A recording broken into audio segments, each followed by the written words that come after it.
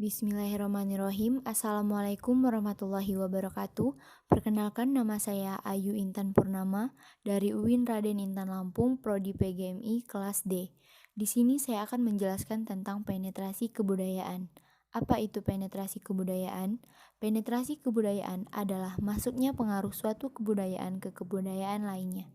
Penetrasi kebudayaan dapat terjadi dengan dua cara, yaitu yang pertama penetrasi spesifik atau biasa disebut dengan penetrasi damai, yang berarti masuknya sebuah kebudayaan dengan jalan damai.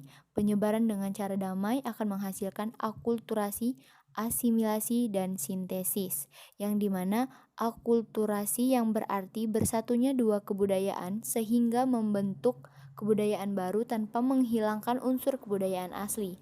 Contohnya, bentuk bangunan Candi Borobudur yang merupakan perpaduan antara kebudayaan asli Indonesia dan kebudayaan India. Dan asimilasi adalah bercampurnya dua kebudayaan sehingga membentuk kebudayaan baru.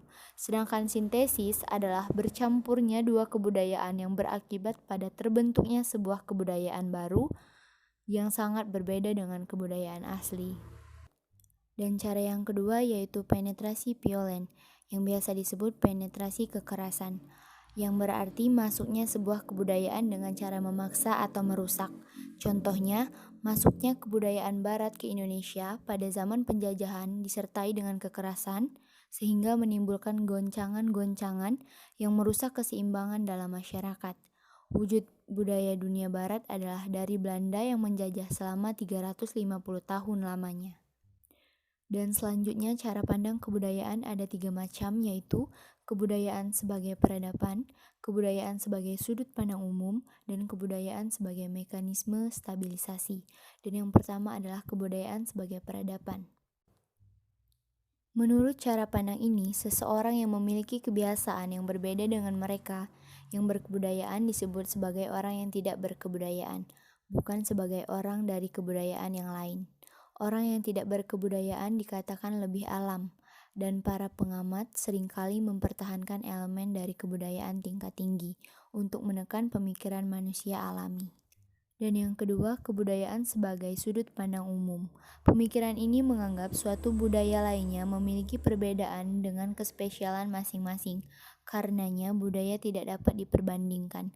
Meskipun begitu, gagasan ini masih mengakui adanya pemisahan antara berkebudayaan dengan tidak berkebudayaan atau kebudayaan primitif.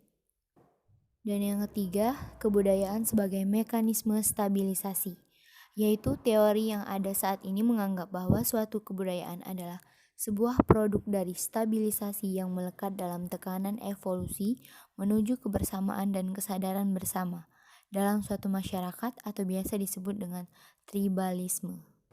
Dan selanjutnya, kebudayaan di antara masyarakat yaitu sebuah kebudayaan besar biasanya memiliki subkebudayaan atau biasa disebut dengan subkultur, yang berarti sebuah kebudayaan yang memiliki sedikit perbedaan dalam hal perilaku dan kepercayaan dari kebudayaan induknya.